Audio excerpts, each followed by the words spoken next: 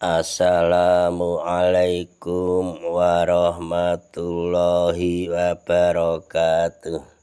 Selamat berbahagia jamaah ngaji tafsir Al-Quran dengan referensi kitab tafsir Al-Ibris Mu'alif Mbah Kiai Haji Bisri Mustafa Rembang dengan sanad Mbah Kiai Haji Samsul Mu'in Khalid, pendiri dan pengasuh Pondok Pesantren Darul Amin, Cacak Banyuwangi, Jawa Timur.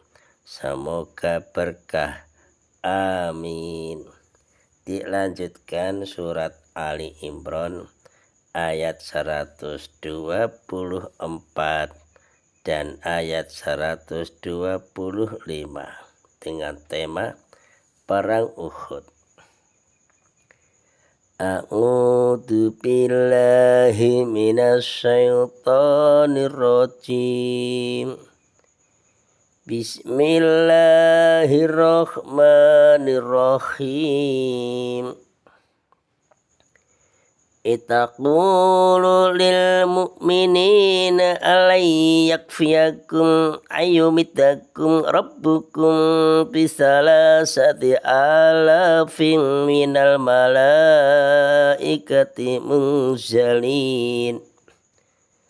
Bala in tasbiru wa tattaqu wa ya'tukum min fawrihim hadza yumdidukum rabbukum bi khamsati alafin minal malaikati musawwimin. Artinya,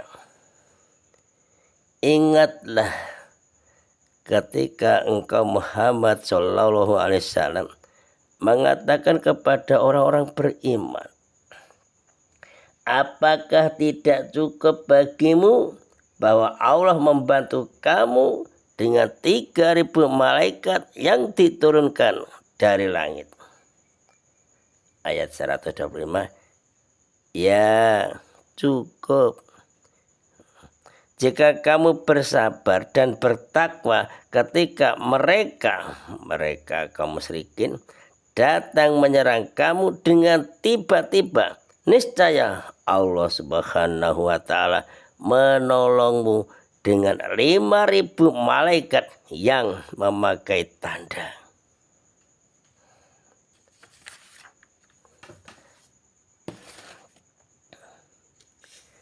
Itaqulu nalikane ngucap sira Muhammad sallallahu alaihi wasallam lil mukminina marang wong-wong mukmin, alan yakfiyakum ana ta ora nyukupi ing sira kabeh apa an yumidakum ing yen ta nulungi ing sira kabeh sapa rabbukum pangeran ira kabeh Allah Ta'ala bisa alasati alafin kelawan 3.000 minal malaikati saking pira-pira malaikat munzalina khaliden turunake kabeh.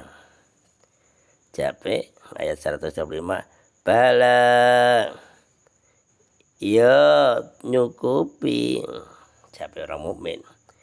Intas piro lamun padha sabar sira kabeh kaum mukminin wa tattaqu lan peti sira kabeh wayak tukum lanakani ing musyrikin wayak tukum lanakani sapa musyrikin ing sira kabeh min faurihim saking waktune musyrikin hadza iki yumditukum mongko nulungi ing sira kabeh sapa rabbukum pangeran ira kabeh bi khamsati alafin kelawan 5.000 minal malaikati saking pira-pira malaikat musawwimina khale padha nangeri ing awake lan jarane diberi tanda. Ayat 124 dan 125. Untuk lebih memperkuat hati dan jiwa dan tekad kaum muslimin dalam menghadapi perang Uhud ini. Baginda Rasulullah Shallallahu Alaihi Wasallam mengatakan kepada mereka bahwa mereka kaum mukminin akan dibantu oleh Allah dengan 3.000 malaikat. Jika atau apabila mereka sabar, kaum mukminin sabar dan tabah menghadapi segala bahaya dan bertakwa ini, Allah akan membantu mereka dengan 5.000 malaikat. Menurut riwayat Ad-Dahhak, bantuan dengan 5.000 malaikat ini adalah janji dari Allah Subhanahu wa Ta'ala yang dijanjikannya kepada baginda Rasulullah SAW. Jika ada syaratnya, apabila kaum muslimin itu sabar dan bertakwa. Ini pelajaran pada kita. Pokoknya kalau kita menjadi orang yang sabar dan bertakwa, pasti tolong Allah. Ibnu Zaid juga meriwayatkan, ketika kaum muslimin melihat banyaknya tentara kaum musyrikin, banyak dan lengkapnya persiapan mereka, senjatanya, bahkan membawa perempuan-perempuan wanita yang cantik-cantik supaya bersemangat. Mereka kaum mukminin bertanya kepada baginda Rasulullah SAW, Kanjeng Nabi, apakah dalam perang Uhud ini Allah tidak akan membantu kita sebagaimana Dia Allah telah membantu kita dalam perang Badar? Nah, maka turun ayat ini 125 dan 124 dan 125. Firman Allah, memang dalam perang Badar Allah telah membantu kaum muslimin dengan 1.000 malaikat. Ini firman-Nya Allah ada surat Al-Anfal ayat 9. Ingatlah ketika kamu memohon pertolongan kepada Tuhanmu Allah, lalu diperkenankannya bagimu, dikabulkannya. Sungguh Aku Allah akan mendatangkan bala bantuan kepadamu dengan 1.000 yang datang berturut-turut. Surat Al-Anfal ayat 9. Pada mulanya, awal-awalnya ini, dalam perang Uhud ini, pasukan kaum muslimin sudah dapat mengacau balaukan musuh, mengucar-ngacirkan, mencerai-beraikan, sehingga banyak di antara kaum musyrikin itu yang lari kocar-kacir meninggalkan harta benda mereka, meninggalkan tempatnya. Di saat inilah dan mulailah tentara Islam, kaum muslim itu berebut mengambil harta benda itu sebagai ghanimah atau hasil rampasan perang. Melihat keadaan ini,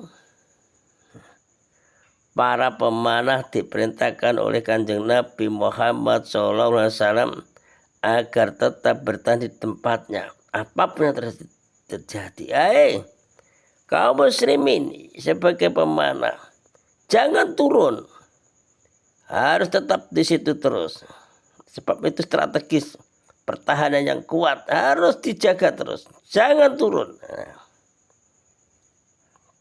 Ya. Tapi kaum muslimin menyangka, punya perasaan, kaum musyrik ini telah kalah. Nah, di pemanah-pemanah itu dianggap kaum musyrik itu kalah. Akhirnya apa? Para pemanah dari kaum muslim itu meninggalkan tempat mereka dan turun untuk apa? Untuk ikut mengambil harta ghanimah. Karena tempat itu telah ditinggalkan pasukan pemanah kaum muslimin. Dan saat inilah Khalid bin Walid, panglima perang musyrikin Quraisy waktu itu, dengan pasukan berkudanya naik ke tempat itu dan mendudukinya, dikuasainya.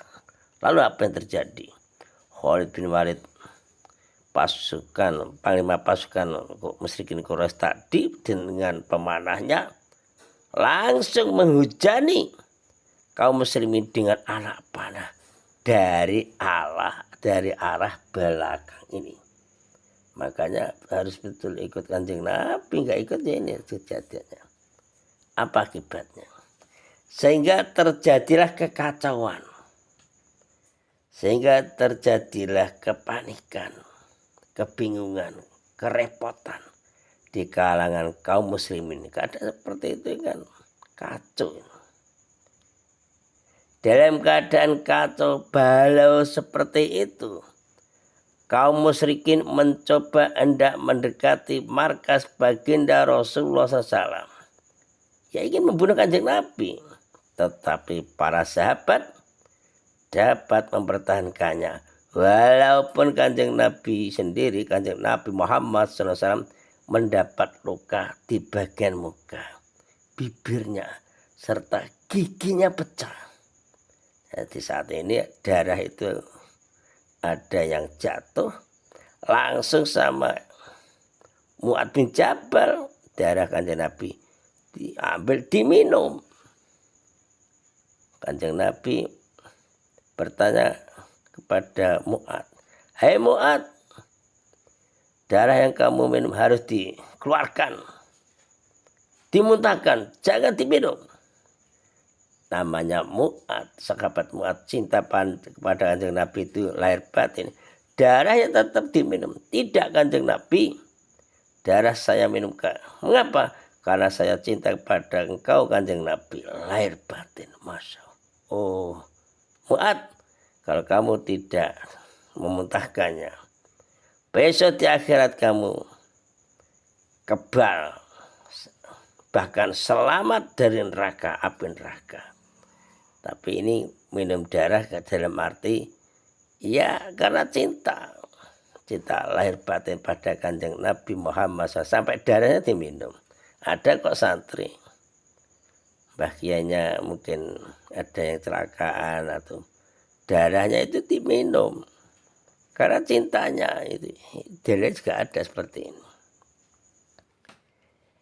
Akhirnya berkat kesedihan mereka, para sahabat membela Kanjeng Nabi Muhammad SAW, dan kegigihan mereka, tekad mereka yang kuat mempertahankan posisinya, posisi umat Islam khusus Kanjeng Nabi Muhammad SAW.